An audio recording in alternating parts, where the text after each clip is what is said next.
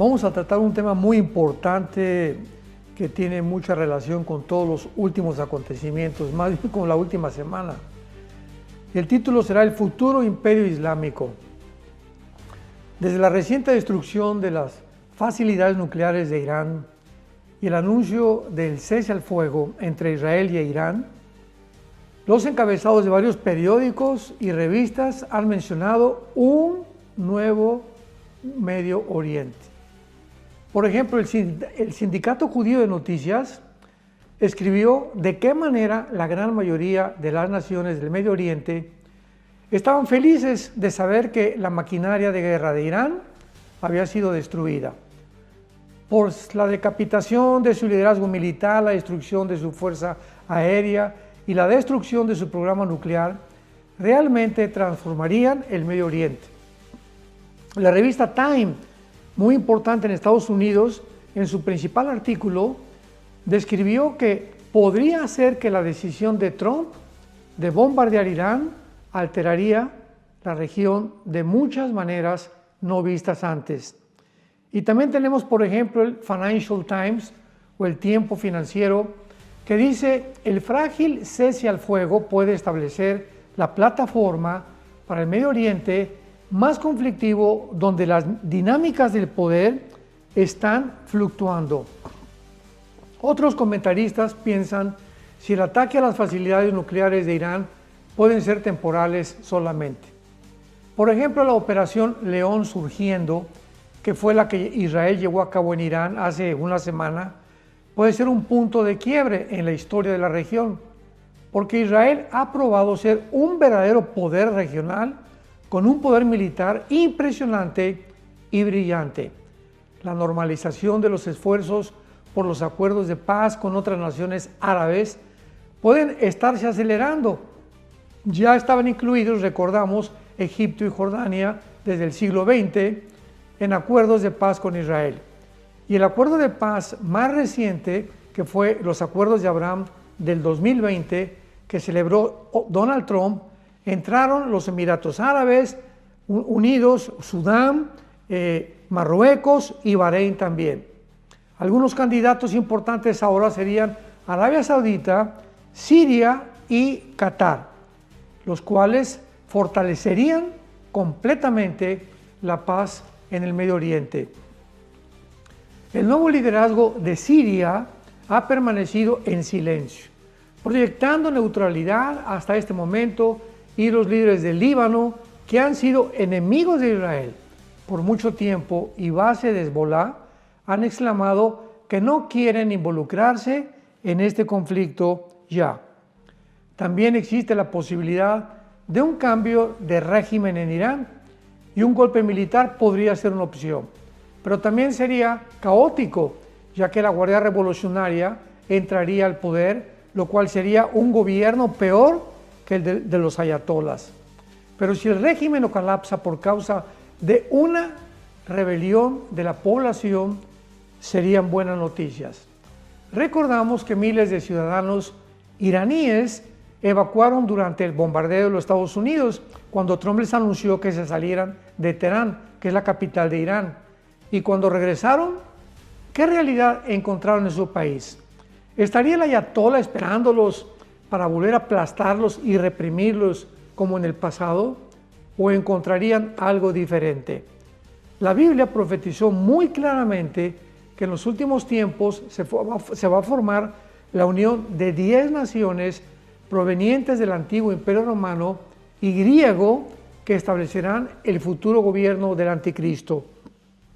Esto lo encontramos en el capítulo 2 de Daniel, en la famosa estatua del rey Nabucodonosor, que el rey soñó, donde Daniel recibe la interpretación de parte de Dios, del Espíritu Santo, diciéndole que esa cabeza representaba la cabeza de oro, el imperio babilónico, que en el siglo moderno, en el siglo XXI, es la nación de Irak y de Siria.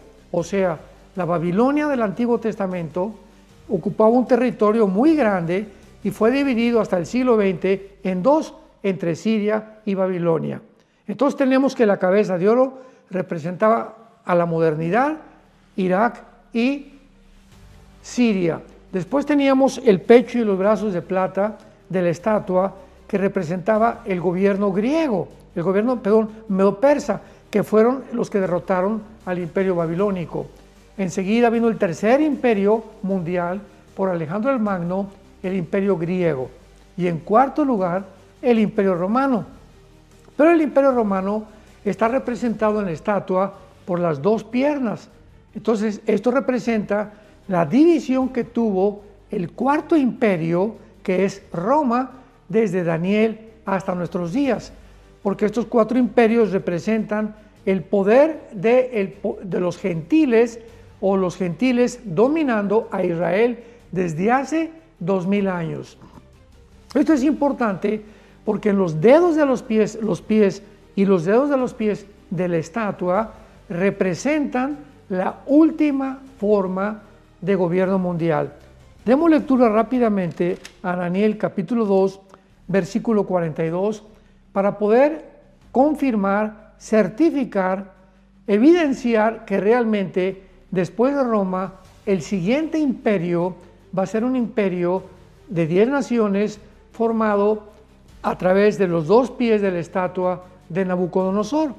Entonces, una de las piernas, ¿verdad?, representa al imperio romano, que terminó casi 400 años después en la ciudad de Roma.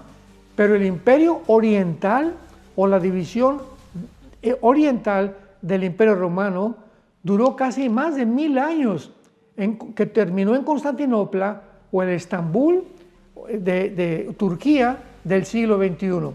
Entonces tenemos aquí que las dos piernas representan al occidente y al oriente. Por eso podemos afirmar que las 10 naciones van a ser 5 del oriente y 5 del occidente, la última forma, o la confederación de naciones del Mediterráneo. Dice Daniel 2:42, y por ser los dedos de los pies en parte de hierro y en parte de barro cocido, el reino, está hablando de un reino, de un imperio. Este reino será en parte fuerte y en parte frágil. Así como viste el hierro mezclado con barro, se mezclarán por medio de alianzas humanas, pero no se unirán el uno con el otro, como el hierro no se mezcla con el barro. Así que es muy claro, porque en el versículo 44 ya la Biblia, de una forma inequívoca, tajante y directa, nos declara: y en los días, pongamos mucha atención, en los días de estos reyes. ¿De cuáles reyes? De la conformación de las 10 naciones que formarán el imperio final antes de Jesucristo. En los días de estos reyes, o sea, cuando estas 10 naciones, 5 al oriente, 5 al occidente, vuelvo a enfatizar, oigamos un G10 que se forma, cuando estas 10 naciones se formen, el Dios del cielo levantará un reino que no será jamás destruido.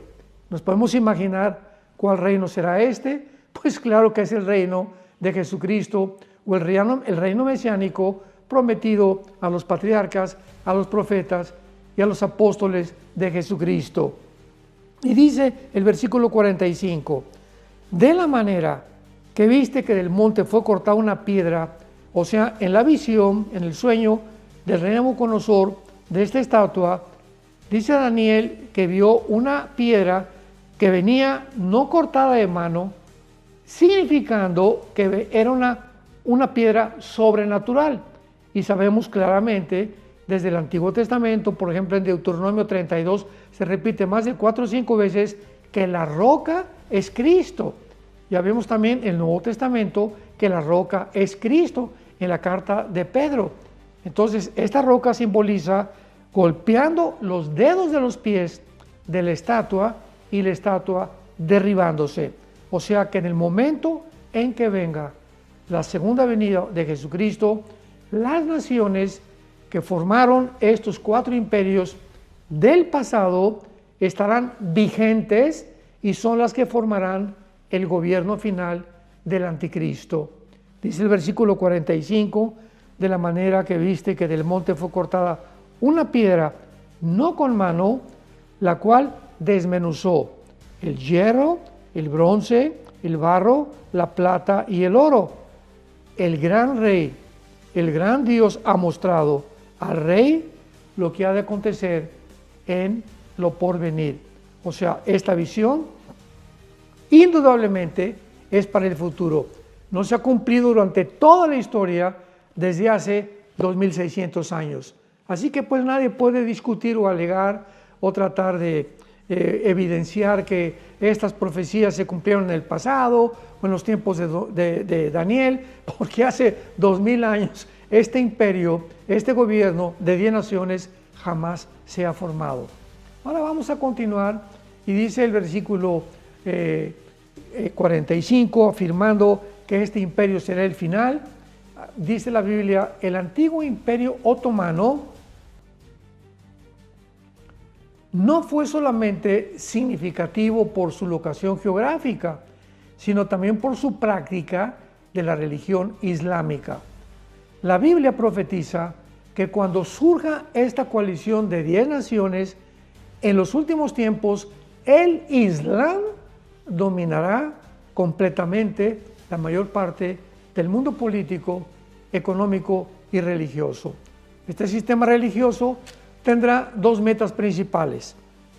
La primera, establecer el Islam como la única religión del mundo entero. Y número dos, destruir la nación de Israel. No tenemos que observar de muy lejos para comprobar que esta religión, ¿verdad?, que es ideológica 100%, ya comienza a dominar el Medio Oriente, menos Israel. El Asia Central, la mayor parte de las naciones africanas y Europa. Solo podemos ver a dos grupos específicos para obtener una idea de la forma como piensan estas religiones del mundo, o esta religión islámica, que vuelvo a repetir, no es un pleito, una guerra política entre Israel o entre una nación, sino es una guerra ideológica. O sea, no están peleándose porque están de desacuerdo o por cuestiones de dinero. No, es una guerra ideológica. Y mientras mantenga Irán esta idea ideológica de que tiene que destruir a Israel, pues ¿quién puede luchar contra una ideología, verdad? Entonces veamos en primer lugar lo que formó. En 1947 se forma la Liga Árabe como respuesta a un nuevo evento mundial específico, el establecimiento de la nación de Israel. O sea, antes de que Israel fuera formada, se forma en el 47 la Liga Árabe. Cuando fue tomada esta nueva Liga Árabe, su meta principal fue la de avanzar sus intereses políticos y económicos, pero secretamente, internamente, su meta principal era prevenir el establecimiento del Estado de Israel. Cuando Israel regresó a su tierra el 14 de mayo de 1948, la Liga Árabe cambió su meta, la destrucción del Estado de Israel. Actualmente esta Liga Árabe todavía existe, pero sin menos poder del que tenía originalmente. Sin embargo, esta Liga Árabe nunca ha sido considerada un califato, o sea, un sistema de gobierno político religioso gobernado por un califa. Un califa es el sucesor o representante de Mahoma. Los califas otomanos se llaman a sí mismos sultanes, pero son la misma cosa. La Liga Árabe mantiene su autonomía nacional, pero no está gobernada por un califa, ni tampoco han tenido este sistema político religioso. Actualmente, en nuestra historia reciente, existe un grupo que se llama califas, con una sola meta: mantener a todos los grupos yihadistas, terroristas militares que odian a Israel, bajo su autoridad. Su intención en usar la fuerza militar para pelear una guerra santa, así le llaman, para justificar el derramamiento de sangre contra todas las personas consideradas infieles, o sea, que no aceptan el Islam. Este grupo se llamó ISIS, o el Estado Islámico de Siria e Irak.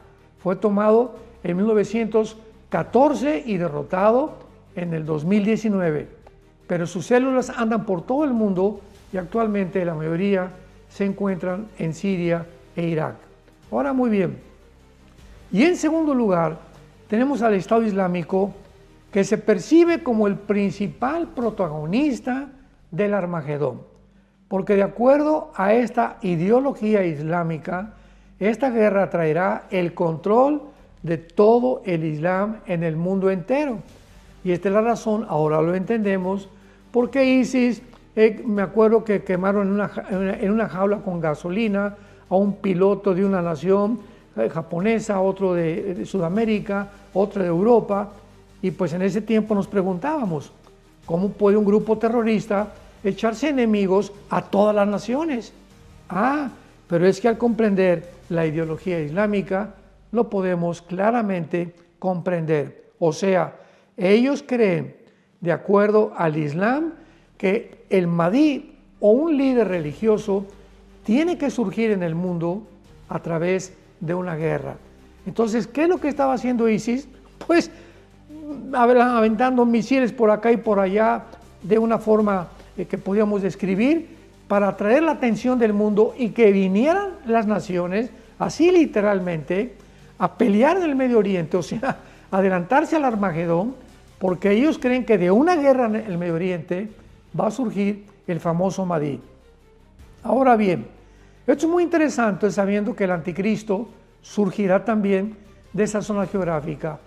¿No les parece a todos ustedes que escuchan este noticiero y que están atentos a las palabras de las profecías bíblicas que la civilización comenzó en el Medio Oriente y ahora que estamos diciendo desde hace bastantes años que nos encontramos en la última generación que yo le llamo la generación de la higuera, que realmente se vuelve a centrar la atención en el punto geográfico donde comenzó el mundo? ¿Coincidencia? No hay coincidencias en la Biblia. Ahora muy bien, es muy importante lo siguiente.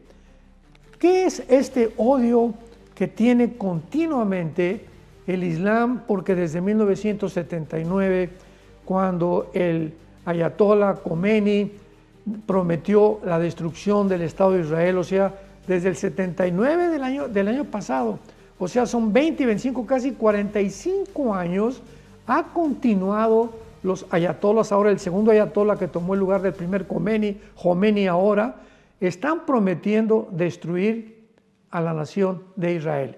Bueno, en el libro de Isaías, capítulo 35, versículo 5, encontramos estas palabras que nos aclaran lo que se encuentra espiritualmente detrás de este odio.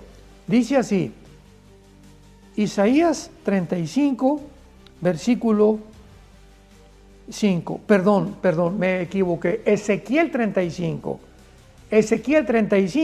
versículo 5, por cuanto tuviste enemistad.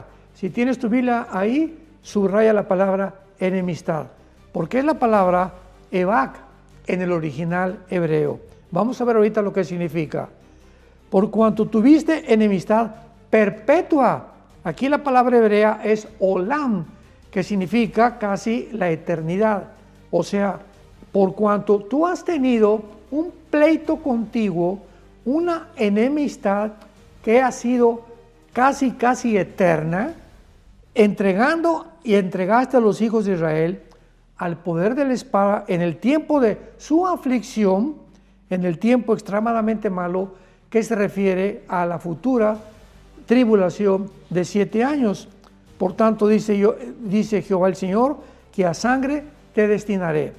Muy bien, aquí claramente vuelvo a repetir la palabra en el tiempo, et de Enrique, t de tío, h, que es de su aflicción extremadamente, que significa en el tiempo del fin, ketz, con Q de queso, de Enrique, t de tío, s de Samuel. Ketz es en el hebreo extremadamente aflicción, extremadamente malo o algo que se ha prolongado durante muchos siglos.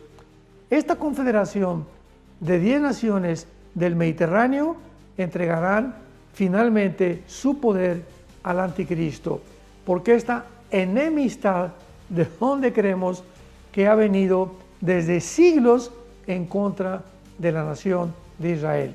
Bueno, solamente tenemos que recordar y leer Génesis 3:15, donde por primera vez, Génesis 3:15, se profetiza la primera venida del Mesías en toda la Biblia. ¿Recuerdan ustedes lo que dice Génesis 3:15? De la semilla de la serpiente herirá en el calcañar a la semilla de la mujer.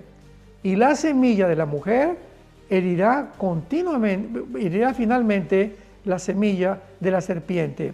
Pero esta enemistad que ha habido profetizada, esta palabra enemistad es la palabra que se vuelve a usar otra vez en Ezequiel 35:5 que acabamos de leer, que significa una guerra continua, un odio, una envidia. Podemos involucrar todas estas palabras, algo que está continuamente dentro de una generación que desciende de la serpiente. Cristo le llamó a los fariseos: ustedes hijos de vuestro padre el diablo son, Juan 8:44, implicando que descendían de la semilla de la serpiente. Entonces ha habido siempre generaciones desde ese tiempo hasta nuestros días que están buscando, ¿qué cosa? Atacar la semilla de la mujer, que es la persona de Jesucristo. Entonces, todo esto ya podemos entenderlo de por qué en el Medio Oriente hay este conflicto desde hace muchos siglos. Ahora, veamos rápidamente, vayamos a Apocalipsis capítulo 17, donde vamos a encontrar a estas 10 naciones profetizadas en el sueño del rey Nabucodonosor e interpretado por Daniel, que estas 10 naciones aparecen como los 10 cuernos de la bestia en el capítulo 17 del Apocalipsis. Y vemos claramente que esta confederación de 10 naciones, cuando se formen, dice el versículo 12, y los 10 cuernos que representan los 10 dedos de la estatua, 600 años antes, en la visión de Daniel, en la interpretación que le dio Daniel del sueño de Nabucodonosor, 600 años después, Dios le da al apóstol Juan la misma visión, pero con otra imagen, retratándolo de una forma diferente, ya no en forma de los dedos de los pies, sino en la forma de 10 cuernos. Estos 10 cuernos son 10 reyes, 10 gobernantes. Lo mismo que dice el capítulo 2 de Daniel, que estos 10 dedos representan, ¿qué cosa? Gobernantes, un gobierno, el gobierno final, una confederación que se formará en el Mediterráneo, entre naciones del Oriente y naciones de Europa, porque el antiguo Imperio Romano, que representan las piernas en la estatua de Nabucodonosor, se formó en Europa, en el norte de África y en el Medio Oriente. Todo este territorio formó parte del antiguo Imperio Romano. Y dice así: los 10 cuernos son 10 reyes que aún no han recibido el reino. Esto fue escrito hace 2000 años por el apóstol Juan. Hace 2000 años esta confederación de 10 naciones no se había formado. Pero por una hora recibirán autoridad como reyes juntamente con la bestia. Estos tienen un mismo propósito. Esto es muy importante, lo vamos a ver en el original griego. Un mismo propósito, y entregarán su poder y su autoridad a la bestia. ¿Qué nos está diciendo el Espíritu Santo con estas palabras? Que estos 10 reyes tendrán un mismo propósito. Recordamos en Daniel capítulo 2 que van a hacer alianzas, pero no se van a mezclar, no van a poder realmente, porque el hierro, que representa las piernas de hierro del antiguo Imperio Romano, y el barro, pues no se llevan. Entonces, ¿qué significa esto? Que va a haber 5 naciones que representan al antiguo Imperio Romano europeo. Pero cuando vemos otras 5 naciones del lado oriental de las piernas, de la pierna derecha de Nabucodonosor, ¿quién está en el oriente? Bueno, las naciones árabes, musulmanas, islámicas. Entonces, ahora lo entendemos, porque no se puede mezclar el hierro con el barro, porque simplemente nunca podrán unirse Europa o las naciones occidentales con las naciones orientales. En el Oriente tienen una cultura diferente, tradiciones diferentes, una religión diferente, una fe diferente, una manera diferente de vivir, costumbres diferentes de vivir que nosotros los occidentales. Y esta fue la razón por la cual fracasó durante tanto tiempo el gobierno de Estados Unidos con varios presidentes tratando de democratizar las naciones en el Oriente, cosa imposible, porque son monarquías la mayor parte de ellas. Entonces, cuando dice la Biblia, aquí en Apocalipsis 17, versículo 13, que estas 10 naciones tienen un mismo propósito, es la palabra nome, con G, N de nana, O, M de mamá, E de Enrique. Nome, que significa que tienen una misma mente. Indica las mismas metas. Al mirar los diferentes grupos árabes musulmanes, podemos notar que lo único que están de acuerdo ellos es en el exterminio del Estado de Israel. ¡Qué terrible! Podríamos preguntarnos, oye, pero ¿qué entonces no son 5 de Europa y 5 del Medio Oriente? ¿Qué acaso en el Medio Oriente también hay naciones que piensan exterminar a Israel? Por el amor de Dios. Simplemente vemos que hay un plan, un programa hecho ya años por el Islam de poder conquistar Europa. Y tenemos ahorita, por ejemplo, en Londres, Inglaterra, que hay más de 30 ciudades donde los alcaldes o los presidentes municipales, como decimos en México, son musulmanes. En Francia, en Alemania, casi en todas partes de Europa ya hay un programa islámico por poder conquistar Europa. Y esto es importante porque la demografía nos corrobora que Europa es un país de viejitos, o sea, en Europa ya la gente no quiere tener hijos. Y por cada niño que nace en Europa, nacen 7 niños islámicos o musulmanes. Por cada niño europeo, nacen 7 musulmanes. O sea, se están reproduciendo, ¿verdad?, como los conejos, el islamismo en Europa, y esto va a hacer que va a superpoblar completamente el continente europeo. Ahora, este famoso Mahdi musulmán, que va a ser el imperio final que afecte a Israel, va a levantarse de ahí del Medio Oriente, y la Biblia nos muestra claramente que el anticristo, que va a ser el Mahdi para el Islam, para nosotros el anticristo, va a surgir del territorio actualmente que ocupaba en el Antiguo Testamento Siria e Irak. Aquí hay muchos detalles, lo podemos comprobar en Daniel capítulo 7, Daniel capítulo 8, Isaías capítulo 10, que llama al anticristo el asirio. O sea, el anticristo es llamado el asirio más de 5 veces en el Antiguo Testamento. Y Jesús describe de la misma manera el principio de los dolores que en el mundo habrá antes de su llegada. Algunas tradiciones islámicas también enseñan que el Mahdi, qué interesante es esto, que el Mahdi va a gobernar por 7 años, o sea, al mismo tiempo que la gran tribulación, porque la gran tribulación o la semana 70 de Daniel es de 7 años. ¿Y de dónde sacó el Islam que también cuando venga el Mahdi va a gobernar 7 años? Bueno, el diablo, ¿verdad?, que es un imitador, y el Islam surgió 600 años después del cristianismo, pues se fusila cosas de la Biblia para poder confundir también y poder orientar a los musulmanes, haciéndoles creer que ellos tienen más sabiduría que los profetas y los apóstoles de Jesucristo. Todas las claves para el tiempo final apuntan a un avivamiento del Imperio Otomano Turco, por lo que Turquía ocupa un lugar preponderante, un protagonismo muy especial en las profecías bíblicas. Recordemos esto: Irán, Siria, Irak y Turquía son 4 de las naciones más importantes de las profecías de los últimos tiempos, porque estas 4 naciones, Irán, Irak, Irán y Turquía, son naciones que formarán parte del imperio final del gobierno del anticristo. O sea que este Mahdi, ¿verdad?, es un paralelo con las enseñanzas bíblicas de la persona del anticristo. Continuemos estando atentos a todo lo que pasa en el Medio Oriente.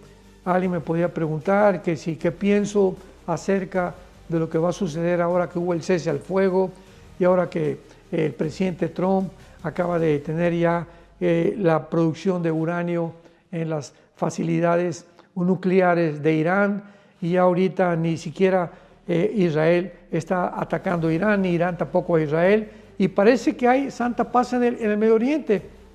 Y esto es importante porque ahorita al principio de este estudio les comenté que la mayor parte de los políglotas y politólogos y de todos los idiomas del mundo están en su propio país diciendo que viene un Medio Oriente completamente transformado.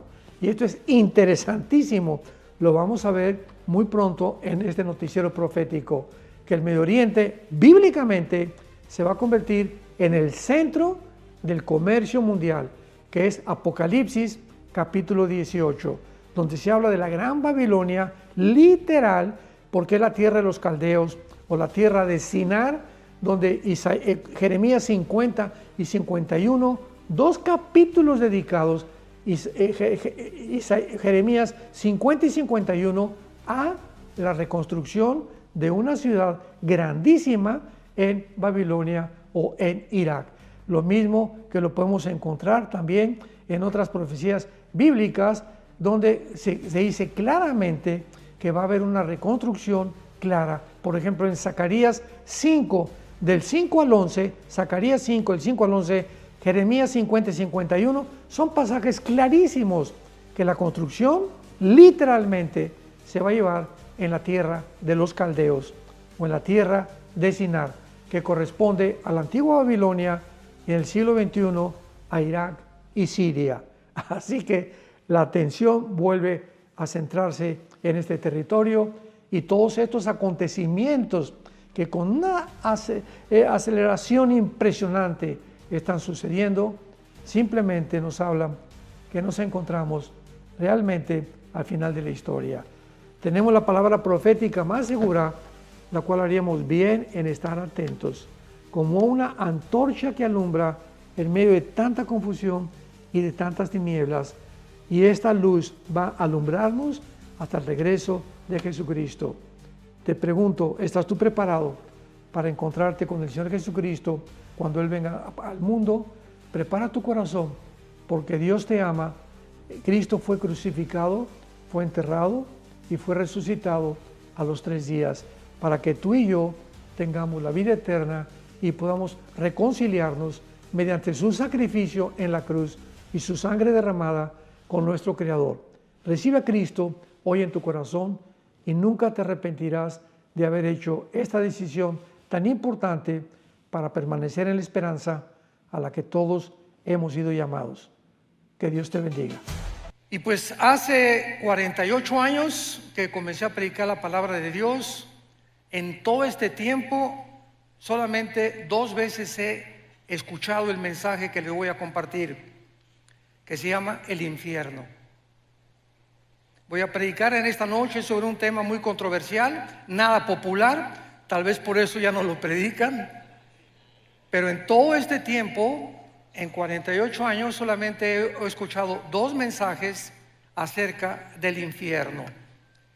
Y pues es una de las verdades más solemnes que el Señor Jesucristo enseñó, porque precisamente fue la existencia de este lugar que se llama el infierno y del cual ya no se predica, por lo cual la Biblia dice, porque de tal manera amó Dios al mundo, para que todo aquel que en Él cree, ¿qué cosa? No se pierda. ¿Qué significa no se pierda? Que no te vayas a la condenación eterna. El lugar del infierno es tan terrible que en su amor Dios prefirió que su Hijo pagara por tus pecados y por mis pecados en esa cruz, para que tú y yo no nos condenáramos en la corta vida que Dios nos ha dado en este lugar que se llama el infierno. El Señor Jesús habló del infierno mucho más veces que el mismo cielo. Veamos algunos pasajes, por ejemplo, Mateo capítulo 10, versículo 28, dice Jesucristo: y no teman a los que matan el cuerpo, mas el alma no pueden matar. Teman más bien a aquel que puede destruir el alma y el cuerpo en el infierno. Mateo capítulo 13, 40 y 42. De manera que como se arranca la cizaña y se quema en el fuego, así será el fin de este siglo. Enviará el Hijo del Hombre a sus ángeles y recogerán de su reino a todos los que se sirven de tropiezo y a los que hacen iniquidad, y los echarán en el horno de fuego. Allí será el lloro y el crujir de dientes. Ningún ser humano podría saber qué es lo que existe después de la muerte más que Dios. Tú puedes consultar a brujos, puedes consultar a gurús, puedes consultar a chamanes, a Walter Mercado, a astrólogos, etcétera, etcétera. No hay una sola persona, ni un solo libro en los millones de volúmenes de literatura que existe en las librerías que te puedan decir qué hay después de la muerte. Todos son hipótesis, especulaciones, ¿verdad? Que ideas de los seres humanos, pero ¿quién puede decirnos realmente a dónde te vas a ir tú y a dónde me voy a ir yo cuando tú mueras? ¿Cuántos de nosotros vamos a morir en paz sabiendo que vamos a atravesar un túnel nada más y que nos va a estar esperando los ángeles y la persona de Jesucristo? ¿Y cuántos de ustedes en esta noche que nos escuchan, cuando tú mueras, vas a abrir los ojos a la otra vida y te vas a llenar de terror y de arrepentimiento tardío, porque ya no habrá ninguna otra oportunidad en toda la eternidad para tu salvación? Dios nos ha dado una sola vez, 60, 70, 80, 85, algunos de una forma milagrosa llegan a los 100, 102, 3 años, para que podamos atravesar como peregrinos y oír la voz que en esta noche el Espíritu Santo te quiere hablar. Veamos nosotros que esta es una de las realidades más terribles de la existencia humana, y es que el Señor Jesucristo enseñó, como lo acabamos de leer, que hay un lugar, existe un lugar donde las almas de los condenados vivirán atormentados por un fuego que casi nunca se va a apagar. Después hablaremos de la duración del infierno. Vayamos a la primera carta a los Corintios y vamos a comenzar estudiando, en primer lugar, para que entendamos el infierno, cuántas criaturas ha creado Dios y el destino de cada una de las criaturas que Dios ha creado. Esto es muy profundo y muy interesante para la comprensión de nuestra conferencia. Dice 1 Corintios 15, versículo 39. No toda carne es la misma carne. Una carne es la de los hombres, o sea, el cuerpo de nosotros está diseñado con estómago, pulmones, un cerebro, etcétera, etcétera, diseñados no para vivir en la luna ni para vivir en Marte. Dios nos diseñó exclusivamente para este mundo y nos diseñó para que comiéramos los alimentos de la tierra. No Coca-Cola, ¿verdad? No refrescos, nada de Werner Bull, ni Monster, ni todos los productos que venden por todos lados. Nos creó para que comiéramos alimentos verdes, plantas, frutas, vegetales y por lo menos 2 litros de agua diarios.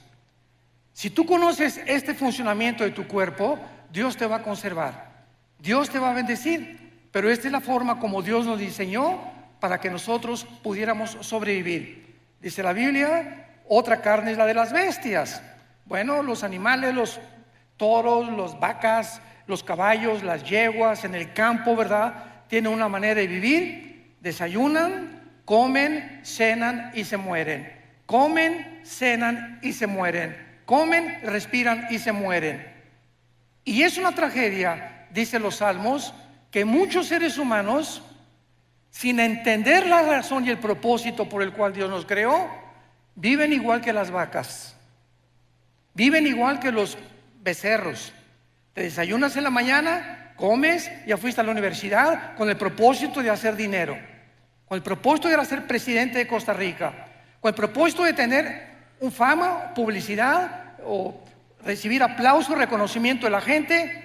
Y todas estas cosas que tú buscabas, al final de tu vida descubres que todo es vanidad, que en ninguna de estas cosas vas a encontrar el propósito ni el significado verdadero por el cual Dios te creó.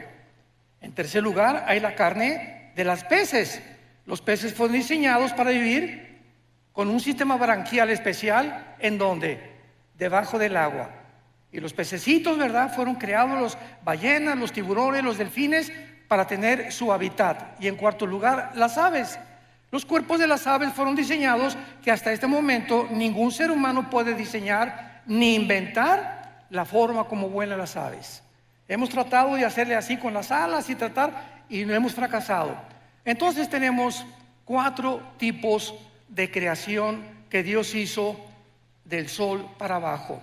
Muy bien, del sol para arriba tenemos un mundo espiritual invisible que no puede ser conocido por el intelecto ni por tus estudios, ni aunque tengas 5 licenciaturas en ciencias políticas o en filosofía y letras, en antropología, en paleontología.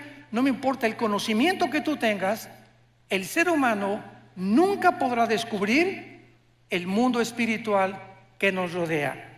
Y el mundo espiritual tiene también diferentes lugares donde todo lo que Dios creó en el mundo invisible, oculto a nuestros ojos, tienen un destino, como lo vamos a ver. En primer lugar, hay un infierno.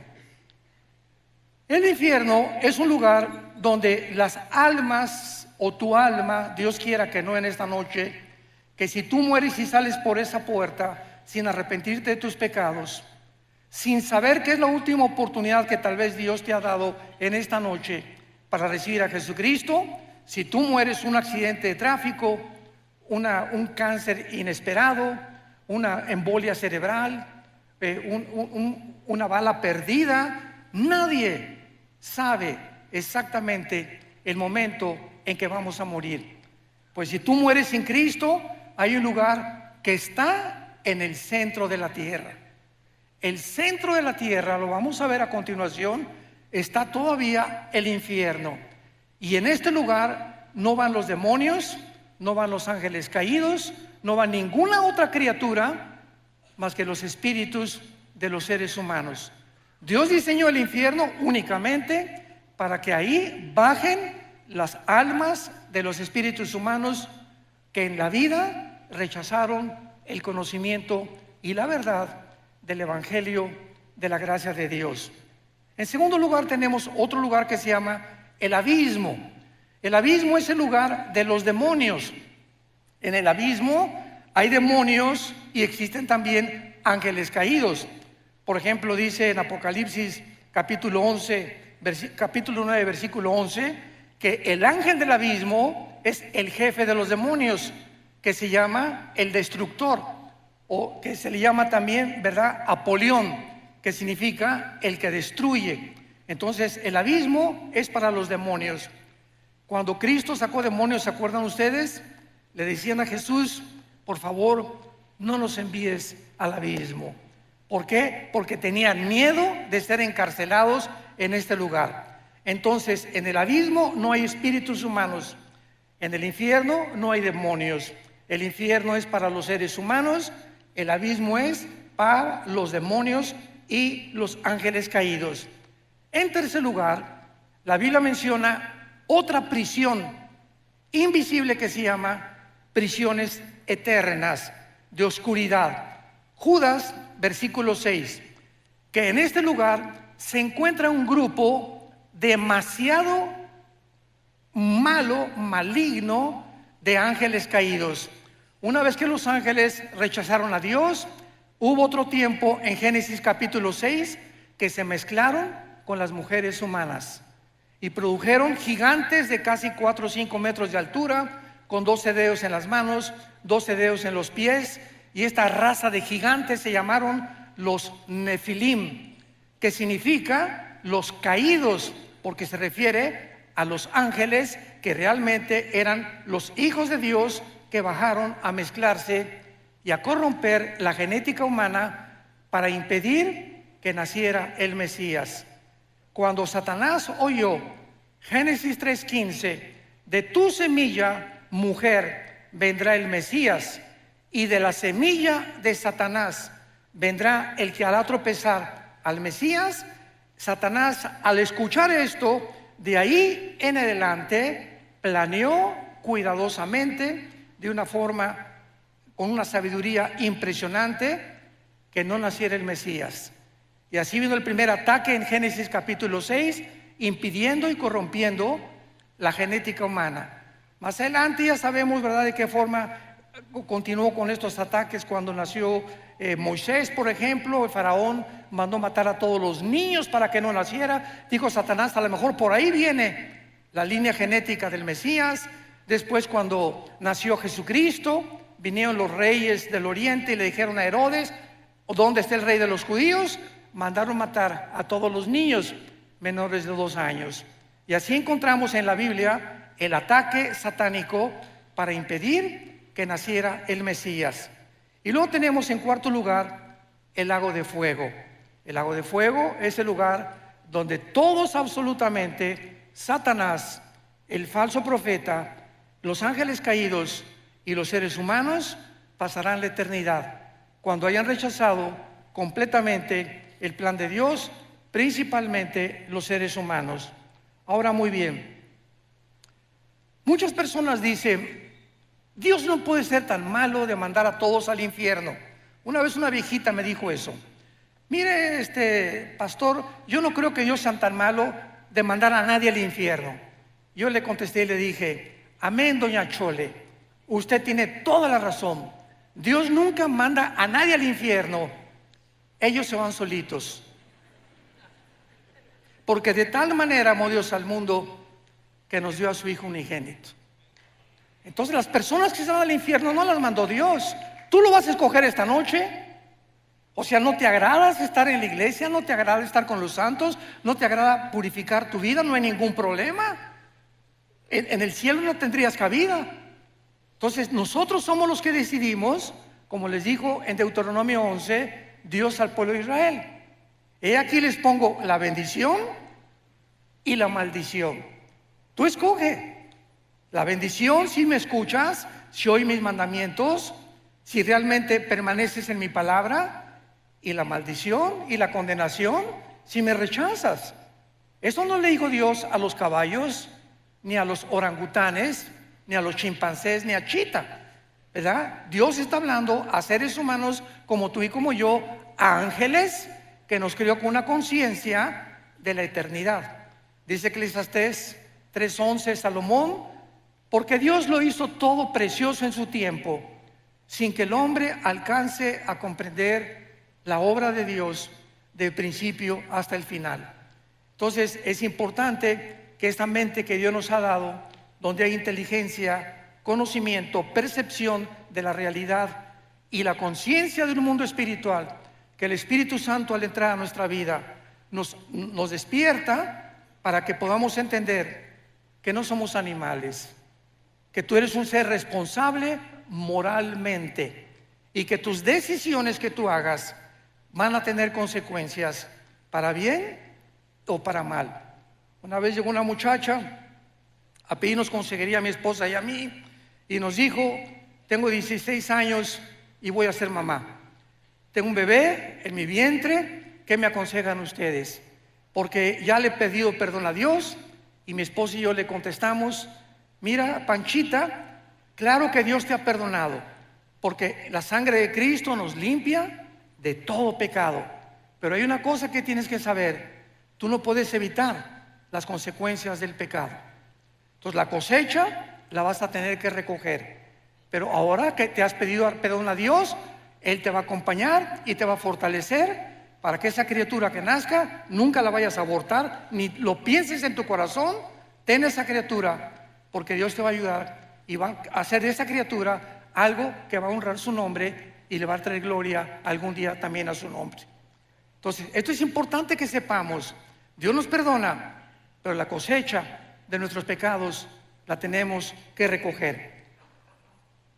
La Biblia nos revela los atributos de Dios. ¿Qué quiero decir con esto?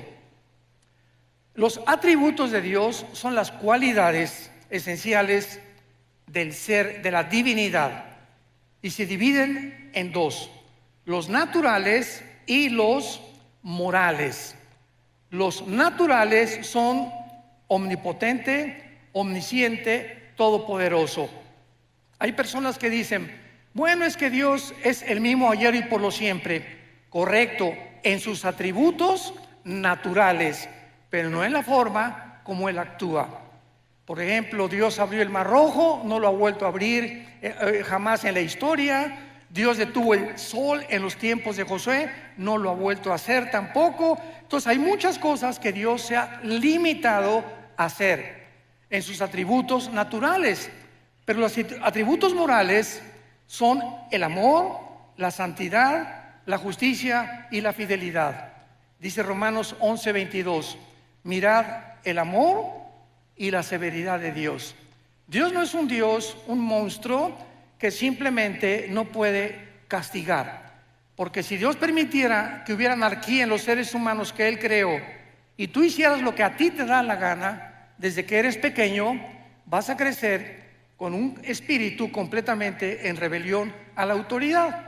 Desde que nacemos, los niños y la mamá, y poco a poco vamos educando al niño para que el niño no se desboque, para que no haga lo que quiera, para que cuando aparezca pirinol en el suelo y como berrinche, mi juguetito, te levantas y pau, pau, pau de vez en cuando necesitan, porque el niño tiene que crecer con autoridad y con amor también. Entonces, el mismo amor que yo abrazo a mi nieto y lo beso, el mismo amor se lo demuestro cuando sus papás le hacen pau, pau, pau. Entonces, el amor y la disciplina forman el carácter. Un muchacho que crece sin educación, en rebelión a sus padres, en rebelión a la policía, en rebelión a la autoridad, va a acabar en una cárcel, tarde o temprano. Van a acabar o como en cárceles o en grupos terroristas, ¿verdad? O en cárteles de las drogas, simplemente porque en su desarrollo no tuvieron la formación de su carácter. Vivieron siempre haciendo lo que les da la gana. ¿Y sabes algo? No podemos vivir así. Entonces, los que han vivido de esta manera y han muerto en su vida, van a tener que pagar en la otra vida sus consecuencias. Ahora bien, veamos en tercer lugar algo también que es muy importante, que es lo siguiente. Muchas personas dicen que el infierno se encuentra en esta vida, o que acaba en la tumba, ya se acabó todo. Sin embargo, la única persona que tiene la autoridad para hablarnos acerca de la otra vida se llama Jesucristo. Cuando Él bajó del mundo y nos dijo, yo soy la resurrección de la vida, y Él resucita de los muertos a los 3 días, Cristo es crucificado, es muerto, enterrado y resucitado a los 3 días. ¿Qué mensaje nos está dando Jesús? Ustedes también van a volver a vivir. Sígueme, yo soy el camino, yo soy la verdad y yo soy la vida. Yo soy el pan que descendió del cielo y he venido al mundo para en esa cruz mostrarte quién es Dios. ¿Quieres saber quién es Dios? Ve la cruz. En la cruz Dios manifiesta quién es Él.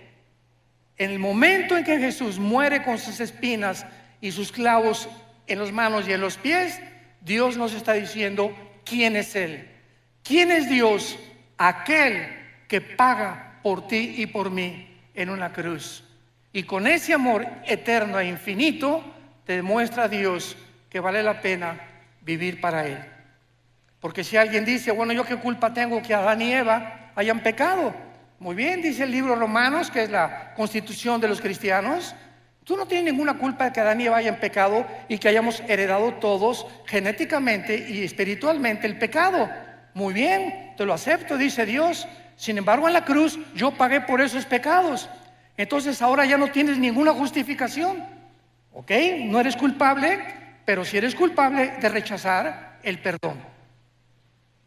Y eso por lo que muchas personas van a ser condenadas. Entonces, tenemos que entender los atributos de Dios. Vayamos a Lucas 16. Ojalá que todos hayan traído su Biblia. Los que no trajeron Biblia, júntense, siéntense con un cristiano.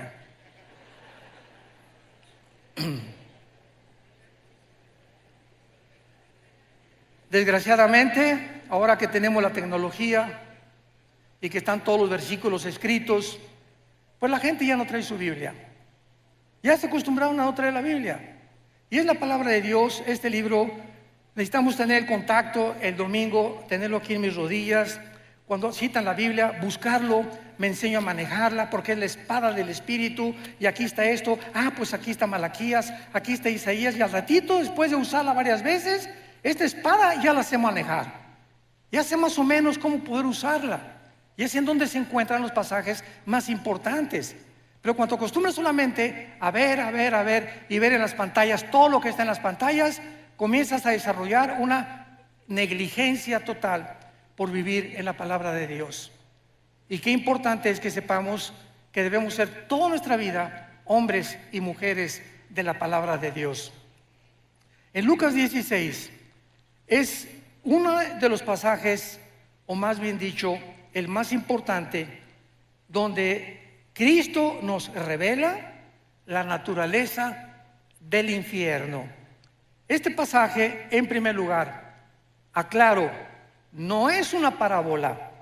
Aquellas personas que digan que es una parábola se equivocan, porque las parábolas usan nombres propios. Y aquí se menciona a Abraham, que fue un personaje en el Antiguo Testamento. Así que esto es una historia real del infierno y del lugar donde antiguamente las almas y los espíritus descendían antes de la cruz. Dice así Lucas 16, versículo 19.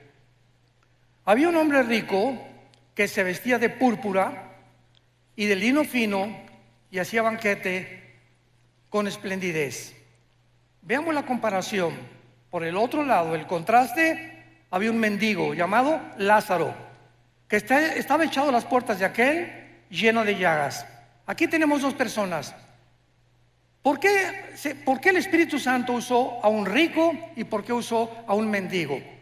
Muy bien, Jesús dijo claramente en Mateo 19, 23 al 24, que es muy difícil que los ricos entren al reino de Dios. Y en Santiago capítulo 2 versículo 5 dice la Biblia, porque los pobres Dios los hizo ricos en fe. Muy bien, ¿qué significa esto?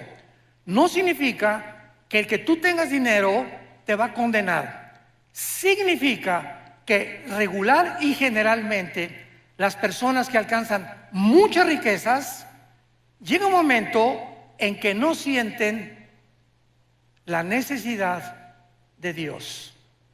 Tengo todo, tengo mi carro, mi casa, ¿verdad? Alma mía, descansa, muchos bienes he guardado. ¿Para qué me preocupo? Voy al domingo y escucho un mensaje, escucho una aplicación del Evangelio, pues sí, ¿verdad? Pero yo no necesito nada realmente, sin darse cuenta precisamente de su pobreza espiritual. Entonces, esto es una generalidad. Ahora, los pobres pues no tienen nada. La vaquita, el caballito, los borreguitos, los chivos, y tú le hablas a un Cristo. Yo comencé 3 años de mi vida cristiana como misionero en la sierra de Oaxaca y Guerrero, en México. 3 años durmiendo en pisos de adobe, me tapaba con periódicos, mi cojín era un ladrillo envuelto en periódicos, y a cada pueblito que iba predicándoles el Evangelio durante esos 3 años, el 80-90% de los indígenas se convertían a Jesucristo. Lo aceptaban con tanta facilidad. Les predicamos un evangelio tan sencillo y abrían su corazón. Sí, Jesús, entra a mi vida. Cuando tú das este mensaje a gente disque intelectual o preparada o con dinero, no toman el mensaje con la misma pasión que lo hacen los pobres. Sin embargo, repito, son generalidades. Y por eso el contraste entre un rico y un mendigo. Ahora, dice la Biblia, versículo 22, que murió el mendigo y fue llevado por los ángeles al seno de Abraham. Subráyalo en tu Biblia. ¿Ya ves por no traerla? Allá no se puede subrayar, Fue llevado al seno de Abraham. Esto es importante porque a Jesucristo nos va a revelar el lugar donde bajaban los espíritus antes de la cruz. Fue llevado al seno de Abraham y murió también el rico y fue sepultado. Y en el Hades alzó sus ojos, estando en tormentos, y vio de lejos a Abraham y a Lázaro en su seno. Me detengo aquí. Desde Adán hasta la cruz del Calvario, ningún ser humano, ni los profetas, ni Malaquías, ni Habacuc, ni Sofonías, ni nadie sabía a dónde iban los muertos, los buenos y los malos, antes de la cruz, más que descendían todos al centro de la tierra. Era el único conocimiento que había, porque la revelación bíblica es progresiva. Dios va revelando conforme va pasando el tiempo, nos dando más luz y más luz. Cristo viene y nos abre las cortinas completamente. Llegan los apóstoles bautizados por el Espíritu Santo y se les da otra revelación. El apóstol Juan es arrebatado al cielo y escribe el Apocalipsis. Y así Dios va revelándonos los misterios de su reino y de la vida espiritual. Entonces todos sabían que descendían al centro de la tierra. El lugar en el Antiguo Testamento donde descendían todos, en el hebreo se llama el Sheol. Descendían todos al Sheol, buenos y malos. Muy bien. La Biblia en el Antiguo Testamento se traduce al griego y se llama la versión de la Septuaginta. Entonces, en la traducción del hebreo al griego, la palabra Sheol es una transliteración y se usó la palabra Hades con H, Hades. Entonces, viene Jesucristo y nos corre la cortina de lo que había en el centro de la tierra. Y Jesucristo nos enseña claramente, pero me voy a ir en orden. En primer lugar, tendrán vista, versículo 23, en el Hades alzó sus ojos. Las personas condenadas en el centro de la tierra, en el infierno, van a poder mirar, van a tener vista. En otras palabras, en la otra vida, los 5 sentidos espirituales que Dios nos ha dado a los cristianos, cuando nacemos de nuevo, no los tiene la gente que no es cristiana. Dice 1 Corintios capítulo 2, del 10 en adelante. El hombre natural, el hombre que no ha sido regenerado por el Espíritu Santo, no entiende la Biblia. Vienen aquí Oscar Jean-Paul Sartre, y viene aquí Richard Hawkins, y viene Bertrand Russell, y viene Friedrich Nietzsche, y vienen los más grandes ateos y chocan contra la Biblia, porque no es el intelecto ni las facultades de la inteligencia naturales las que nos abren el camino para entender lo que solamente el Espíritu Santo nos puede revelar. Pero el espiritual, dice 1 Corintios 2, entiende todas las cosas porque tenemos la mente de Cristo. ¿Me van siguiendo? Muy bien. Entonces, las personas en el infierno van a ver, se despertaron sus instintos espirituales que no tenían en la vida. Nosotros ya los tenemos desde ahorita. Dice la Biblia, el espiritual juzga todas las cosas.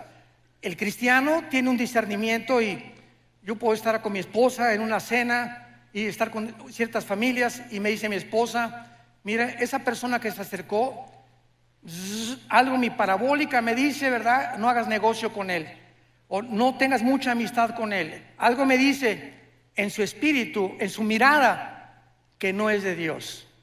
Y así comenzamos a agudizar los sentidos espirituales que Dios nos da con el Espíritu Santo en la proporción en la que memorizamos la Biblia. ¿Sí me escuchaste? En la proporción de tu contacto con la Biblia, en la proporción que pases tiempo con la Biblia, y en ese mismo contacto y en ese mismo tiempo desarrollarás tus sentidos espirituales. Ahí en el infierno tendrán vista, pueden ver a Abraham. Número 2, versículo 24. Dando voces, dijo: Padre Abraham, ten misericordia de mí.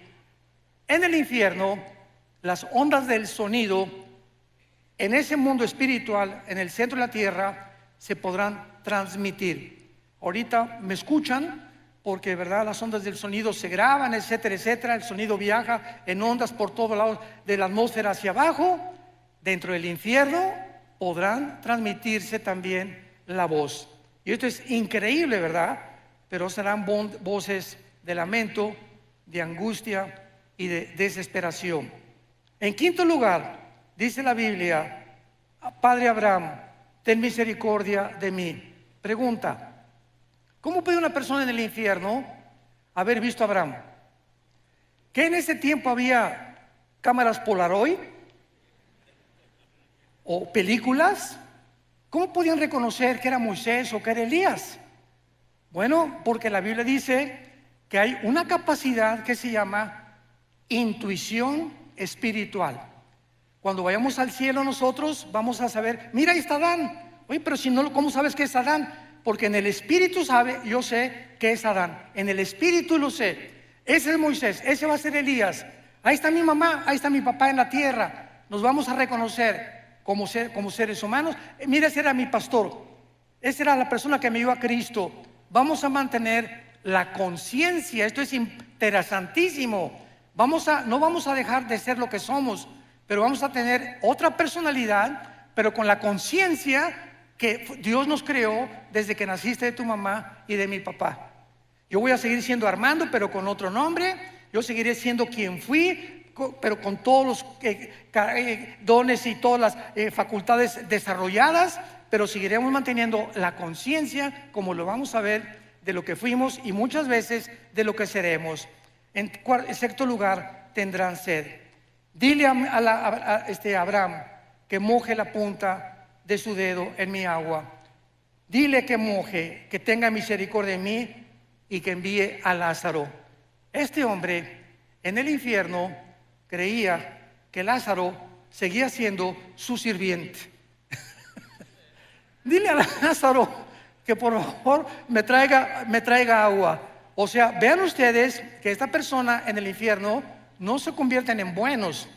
En el infierno mantienen aún más lejos su maldad, como lo vamos a ver más adelante. Dile a ese Lázaro, el que estaba a la puerta de mi mesa, que me traiga y que me moje la lengua. Los instintos y todo lo que tenemos fisiológicamente y biológicamente en el mundo, lo seguiremos teniendo en la otra vida, pero de diferente manera, como lo vemos en los cuerpos de los ángeles, que los ángeles bajan a este mundo y pueden tomar agua. Los ángeles bajan a este mundo y pueden comer cabrito de Monterrey. No de Costa Rica, tal vez café Brit de Costa Rica. Pero en Génesis 18 bajó Dios el Padre bajó al mundo y caminó y se acercó a Abraham, Dios el Padre, acompañado de dos ángeles. Y cuando los vio Sara, ¿se acuerdan? Génesis 18, les hizo cabrito. Y quién sabe qué atole les dio también. Pero se lo comieron. O sea, vean ustedes que las facultades digestivas, Cristo cuando resucitó, tomó peces y tomó miel, ¿correcto? O sea, ¿cómo es posible que un cuerpo resucitado, que la sangre es lo que le da vida ahorita a nuestro cuerpo, tengan facultades en la otra vida de ver, oír, sentir, comer, deglutar, beber, etcétera, etcétera, con un cuerpo diseñado para vivir en la otra vida como lo tuvo Jesucristo? Jesucristo asciende al cielo, Hechos capítulo 1, y la ley de la gravedad ya no lo atrajo sobre el centro de la tierra. Cristo, con el cuerpo resucitado, venció la ley de la gravedad, porque el cuerpo resucitado vencerá las leyes cósmicas bajo las cuales tú y yo actualmente vivimos. Estamos sujetos a un mundo de leyes cósmicas, pero con el otro cuerpo tendremos características diferentes. Todos estos detalles son importantes para entender la vida en el infierno. Dice en séptimo lugar, versículo 24, dile a Lázaro que moje la punta y que refresque mi agua, porque estoy atormentado en esta llama. Y esto es asombroso. Versículo 25, Abraham le dijo: hijo, acuérdate, en el infierno tendrás memoria. En el infierno las personas tendrán memoria de lo que hicieron aquí en la tierra. Sigamos leyendo. Recuerda, acuérdate, tendrán memoria que recibiste en tu vida bienes y Lázaro males, pero ahora este es consolado y tú atormentado. Además, una gran cima está puesta entre nosotros. O sea, Cristo nos dice que el Sheol, el lugar donde bajaban todos los muertos, buenos y malos, estaba dividido. De un lado estaba el seno de Abraham o el paraíso, y del otro lado estaba el Gena en griego, que fue la palabra traducida para infierno. Entonces los buenos estaban esperando a la cruz, a que Cristo pagara con su sangre, porque antes de Cristo nadie subió al cielo, más que Enoc y Elías, que son las excepciones de Dios, ¿verdad? Dios hace sus propias leyes, Él no está sujeto a ninguna ley. Entonces todos estaban esperando a que Cristo muriera en la cruz, para que desde Cristo a nuestros días, si tú mueres y yo muero, ya no bajamos al centro de la tierra. Ahora ausentes del cuerpo, según de Corintios 5, presentes en el Señor. Vayamos rápidamente en un paréntesis, Apocalipsis capítulo 6, y veamos esta verdad, porque hay otra teoría, ¿verdad?, que no es bíblica, de que los muertos duermen. Hay una secta que se llama los Testigos de Jehová que enseñan esto. No, cuando morimos Jesús dijo en Lázaro, Lázaro duerme, sin entender el término dormir relacionado con la muerte. Aquí en el quinto sello, Apocalipsis 6, versículo 9, vi bajo el altar las almas de los que habían sido muertos por causa de la palabra de Dios y por el testimonio que tenían, y clamaban a gran voz diciendo: ¿hasta cuándo, Señor santo y verdadero, no juzgas y venga nuestra sangre de los que moran en la tierra? Aquí tenemos a Juan con una visión del cielo, donde los que han muerto están vivitos y coleando, platicando con Dios, haciéndole preguntas todavía a Dios. Señor, ¿hasta cuándo en el mundo seguirá la violencia, seguirá la muerte, seguirá la maldad? Y se les dijo: espérense tantito, todo esto va a llegar a su fin ya muy pronto, y todos los muertos tienen que morir durante la tribulación para que Jesucristo regrese por segunda vez para establecer su reino mesiánico con todos nosotros aquí mismo en la tierra, precisamente en Jerusalén. Esto es importante porque los muertos, en el momento en que tú mueres, abres tus ojos, y en el Antiguo Testamento dice la Biblia: y murió Abraham, y murió Isaac, o Benoni, y murió fulano de tal, y fueron reunidos con sus padres. Siempre que en el Antiguo Testamento moría alguien, los patriarcas, dice la Biblia, y fueron reunidos con sus padres. O sea, al morir había un lugar donde lo estaban esperando. ¿En dónde? En el centro de la tierra. Ahí estaban guardados todos los santos, guardados de Dios, conscientes, oyendo, viendo, esperando. Cristo muere en el Calvario. Efesios capítulo 4, versículo 10. Baja Jesucristo en los 3 días y 3 noches que su cuerpo se quedó en la tierra. Somos espíritu, tenemos alma, vivimos en un cuerpo. Cristo muere y su cuerpo destrozado, flagelado, completamente descuartizado, ¿verdad?, por todas partes, se queda en la tumba. Su espíritu se sale y baja Jesús en el espíritu al centro de la tierra. Pregunta, ¿con qué cuerpo?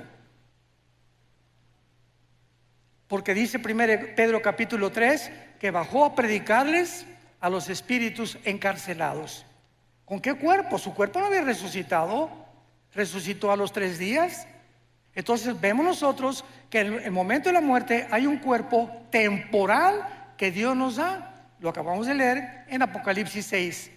Se les dijo que esperaran, ¿hasta cuándo? Hasta la resurrección de los muertos, que tendrá lugar en el arrebatamiento de la iglesia, en el rapto de la iglesia, desde Pentecostés hasta nuestros días. Los que estamos en Cristo, los que formamos parte del cuerpo de Cristo, seremos resucitados. Los santos del Antiguo Testamento, Daniel 12 versículo 1, serán despertados en la segunda venida de Jesucristo. Entonces, en el rapto no se van los santos del Antiguo Testamento, únicamente el rapto es para la dispensación de la iglesia. La dispensación de Israel es completamente diferente a la de nosotros. Esto es importante también, pero regresamos a nuestro pasaje de Lucas y veamos la conclusión, que es realmente lo más profundo de este estudio. Y dice así: Abraham le dijo, acuérdate, versículo 25, que recibiste tus bienes. Lázaro está atormentado. Además hay una sima puesta entre nosotros, de manera que los que quieren pasar para acá a vosotros no pueden ni pasar de allá para acá. Claro que ninguno de los que estaban en el seno de Abraham le hubiera gustado echarse un brinquito, ¿verdad? Para el otro lado. Sin embargo, podían ver desde el otro lado los tormentos en los que estaban muchos espíritus ahí pasando la eternidad. Versículo 27. Entonces le dijo, te ruego, manda ahí a Escazú a alguien. Ahí está mi papá en Escazú. Ahí está mi padre allá arriba. Porque tengo 5 hermanos para que les testifique, a fin de que no vengan ellos a este lugar. ¿Qué era la petición de esta persona atormentada en el infierno? Estaba consciente que no quería, aun cuando él estaba pagando, que su familia acabara igual que en él. Ve y dígale a mi esposo, dígale a mi esposa, a mis hijos, que por favor crean el evangelio. Pero no le dijo eso, sino que alguien fuera, mándales un ángel, y en la noche que un ángel le jale los piecitos a mi papá. Soy un ángel, arrepiéntete de tus pecados. O un milagro que suceda para que puedan evitar bajar al infierno. Abraham le contestó, a Moisés y a los profetas tienen, óiganlos. Entonces él dijo otra vez, no, padre Abraham, pero si alguno fuere a ellos de entre los muertos, se arrepentirán. O sea, manda a alguien que realmente les cause un milagro para que se arrepientan y no bajen al infierno. Y Abraham le dijo, si no oyen a Moisés y a los profetas, tampoco se persuadirán, aunque alguno se levante de los muertos. Damas y caballeros, en el Antiguo Testamento Dios abrió el Mar Rojo, hizo milagros con Elías, hizo milagros con Moisés, hizo milagros con Eliseo y no se arrepintieron. Cristo hizo el más grande de todos los milagros. Resucitó a Lázaro entre los muertos, un hombre que tenía 3 días donde ya la sangre se había completamente descompuesto, donde ya no había circulación de oxígeno neurológicamente en el cerebro, un hombre que había dejado de latir su corazón, un hombre que tenía 3 días y que aparte hedía, ya comenzaba a pestar.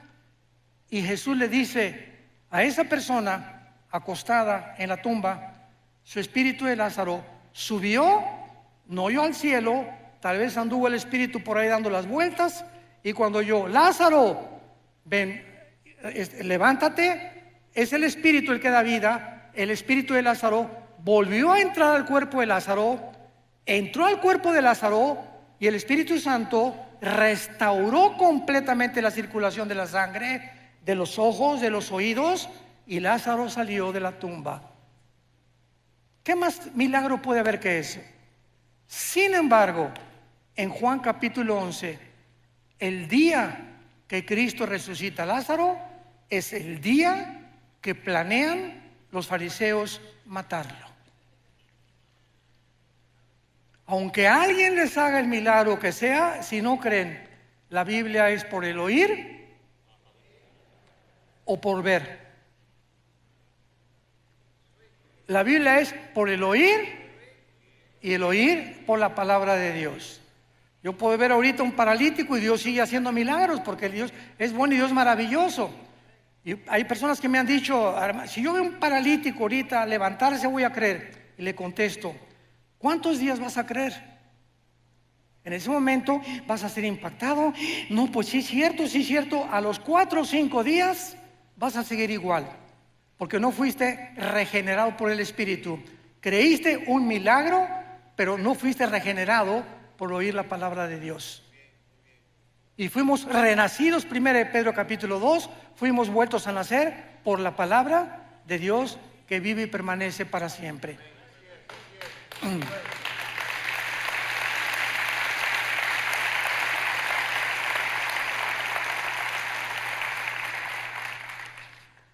Ningún milagro sobrenatural convencerá a salvar a nadie.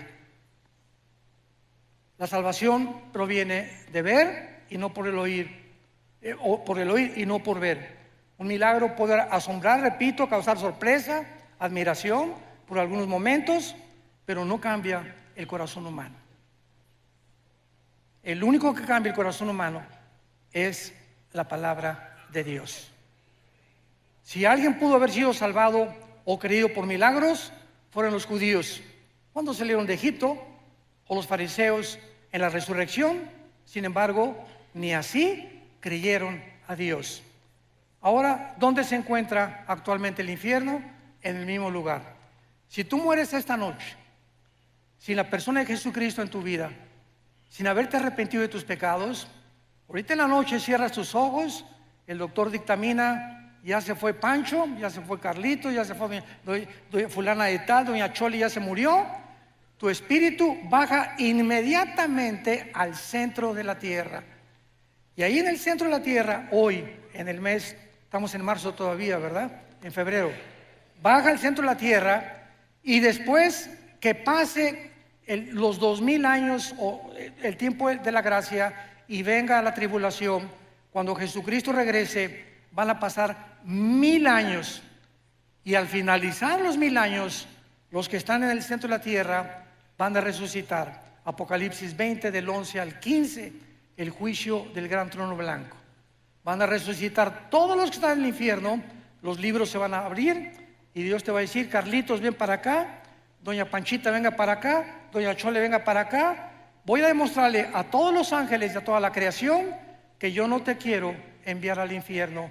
Tú has decidido y yo no puedo violar tu voluntad, porque el libre albedrío es la característica más grande que Dios nos ha dado. Somos seres morales, responsables de nuestras decisiones. Si Dios forzara a alguien a irse al cielo, como dice otro movimiento también dentro del cristianismo, que Dios a uno los preparó para el cielo y otros para el infierno, y se nos roba la libertad de escoger, es una barbaridad. Porque en el infierno no va a haber un letrero que diga, pues aquí estamos todos los que no fuimos escogidos por Dios, por el amor de Dios. Eso no puede ser.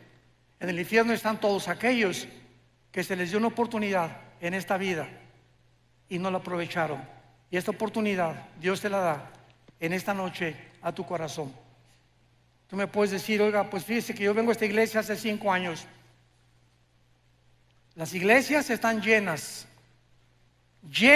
de personas no salvadas, llenas de personas que nunca se han arrepentido. Y el arrepentimiento ya no se predica tampoco. Ya no se predica el infierno, ya no se predica el pecado. Y las iglesias solamente quieren entretenimiento, ¿verdad? Y ya estamos en un tiempo de despertar. Mañana vamos a hablar claramente de las causas de la crisis del mundo por lo cual se encuentra, el mundo como se encuentra. Pero las iglesias están llenas de personas no arrepentidas, que son religiosas, pero no tienen la Biblia, no aman la palabra, no la memorizan día y noche, nunca le han hablado a nadie de Cristo. ¿Cuántos años tienes de ser cristiano? 5 años, hermano, 10 años. En todos estos tiempos, ¿a cuántas personas has ganado para Jesús? ¿A cuántas personas les has hablado de Jesús? En tu bufete jurídico, en tu consultorio médico, en tu taller de carpintería. Ustedes jóvenes, en su universidad, en la escuela, ¿le hablas de Cristo a tus amigos? Muchachas, ¿le hablas de Cristo a tu amiga que se está acostando con su novio y sabes que la fornicación es pecado delante de Dios? ¿Ya te has acercado y le has dicho, Lupita, por el amor de Dios, eso es pecado delante de Dios, arrepiéntete? Tú no puedes vivir acostándote y teniendo relaciones sexuales con tu novio. Eso no es sagrado delante de Dios. Y mucho más si te llamas cristiana. Y mucho más si te llamas cristiano, no besuqueas ni manoseas a tu novia tampoco. La respetas, porque no puedes amar y ensuciar lo que amas. Este es el verdadero cristianismo. Y si no lo vivimos de esta manera, has vivido un cristianismo falso, que se llama la religiosidad, pero no el haber sido regenerados por el Espíritu de Dios. Ven a Jesús en esta noche. Arrepiéntete realmente de la vida en la que llevas. Inclina tu cabeza y dile estas palabras. Señor mío y Dios mío, te pido perdón por mi vida. Creo que en esa cruz Jesús ha pagado por todas mis maldades, por todos mis pecados que hasta este momento he cometido. Ya no quiero seguir viviendo en el pecado, pero reconozco en este instante que yo no puedo ni tengo el poder de vivir para ti. Por eso vengo, Jesús, a abrazar tu cruz, porque sé que con tu vida en mi vida me darás el poder de vivir esa vida que tú quieres que yo viva. Creo que es tu sangre preciosa la que pagó por mis pecados y creo que tú fuiste crucificado, muerto, enterrado y resucitado a los 3 días. Y te pido que entres a mi corazón como mi Señor y mi Salvador. Gracias, Señor, por tan grande salvación y la corta vida que me queda en este mundo. Ahora la quiero vivir para ti y contarle al mundo, comenzando con mi familia, la historia de amor más grande jamás contada. Tu amor por mí en esa cruz. En el nombre de Jesús. Amén.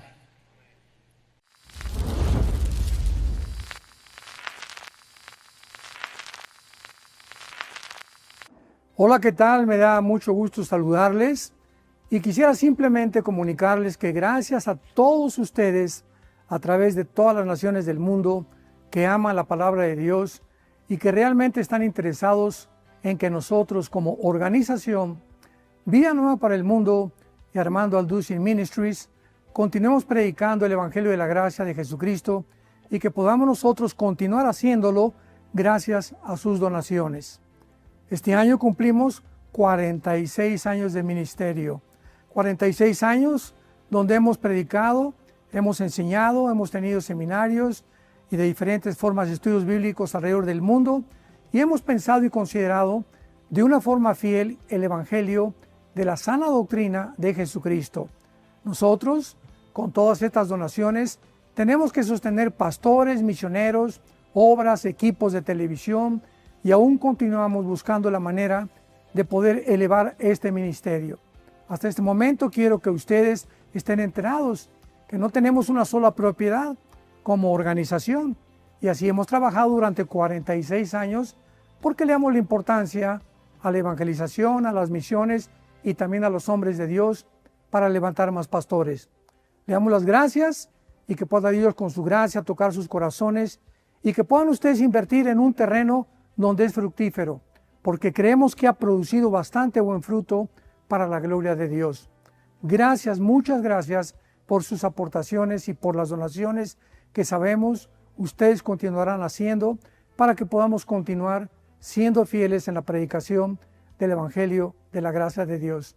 Que Dios les bendiga.